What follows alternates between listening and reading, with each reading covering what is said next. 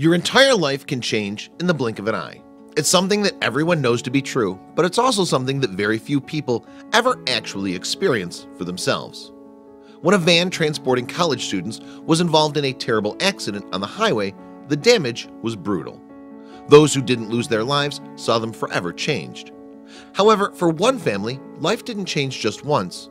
For them, it actually happened twice, and their story needs to be seen to be believed. On Wednesday, April 26, 2006, a van carrying students who worked in the dining services department at Taylor University in Indiana was returning to school from the city of Fort Wayne. They'd been away from campus, setting up for a scholarship banquet. They were driving down Interstate 69 when something awful happened on the road. The driver of a semi-truck rig fell asleep behind the wheel of his vehicle and careened into the van at top speed. First responders from 3 different counties rushed to the scene to provide help to the injured. No one could believe the force of the impact with which the truck had collided with the much smaller van. Elizabeth Smith, age 22, Bradley Larson, age 22, Laurel Erb, age 20, Whitney Sirach, age 18, and Taylor University employee Monica Felver, age 53, were all pronounced dead at the scene. 4 survivors immediately needed to be hospitalized, including 22-year-old senior Laura Van Ryn. Don and Susie Van Ryn, Laura's parents, raced to the hospital as soon as they heard the news. They learned that their daughter was suffering from major head injuries. She was in critical condition, and it was tough to say if she would even survive. Laura was in a state of near coma, and the doctors were not optimistic about her recovery. However, this didn't stop her family from sitting at her bedside every single hour of every single day. They refused to give up hope. As Laura struggled to pull through, the rest of the community at Taylor mourned the loss of their fellow students. Funerals were held and people grieved. Meanwhile, Laura continued to be in a sort of holding pattern at the hospital, neither improving nor getting worse. Just when doctors thought it was time to pull the plug, Laura surprised them all. She began to recover. Her process was incredibly slow, but it was impossible to ignore. Eventually, she was moved to a rehabilitation facility to continue her healing process. It was when Laura was transferred to the rehabilitation facility that her family began to have some questions.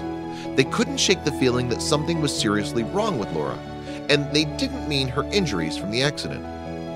Laura's parents couldn't explain why her teeth looked so different. They were also shocked to learn that she had a pierced navel. Their fears doubled when her college roommate came to visit and blanched upon coming into the room, saying she doesn't look anything like herself. Her family tried to ignore these things and just move forward. When Laura would say or do something that didn't really jive with who she was before the accident, they chalked it up to her head injury. Laura seemed so different that finally a therapist asked her to write down her name on a piece of paper, hoping to get to the root of what was happening. She took the pen and wrote out Whitney. The therapist asked who her parents were, and she said Newell and Colleen, as in the parents of the late Whitney Sirach. The Van Ryn family had a dental exam performed and learned the worst news imaginable. The girl in the hospital bed they'd been visiting for months wasn't their daughter Laura at all. Rather, she was another young woman named Whitney. There'd been a terrible mix-up. For the Van Ryn family, their worst fears were confirmed. Their daughter was gone, buried in a grave under a different name. Meanwhile, poor Whitney had been crying out for her own parents for weeks. First responders believe the mix-up happened at the scene of the crash when Laura's ID was found and clipped to Whitney instead. Since the 2 girls share similar features and blonde hair, it was an understandable, if shocking, mistake.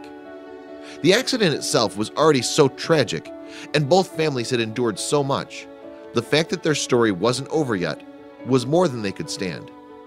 One family was getting a daughter returned to them. Another was losing theirs. Soon after we saw Whitney, our family met with the Van Ryns, and our joy for ourselves was pushed aside by the pain we felt for them, said Whitney's sister, Carly. It's hard because our joy is their pain. This immediately brought back all the realness of the pain we felt only a few days ago. The Van Ryn family and the Sirach family just wanted to get on with their lives and start the process of healing. However, the media wasn't content with leaving them alone. They demanded a comment.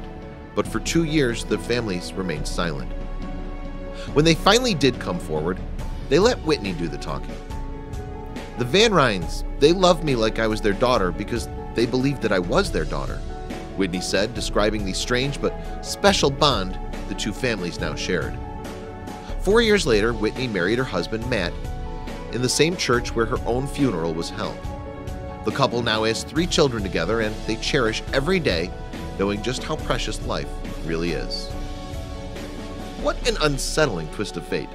This story's ending is so bittersweet. On the one hand, it's amazing that Whitney's family got her back. That said, how sad is it for Laura's family? It serves as a touching reminder that we should never take a single moment for granted and remember to be thankful for each day we're alive.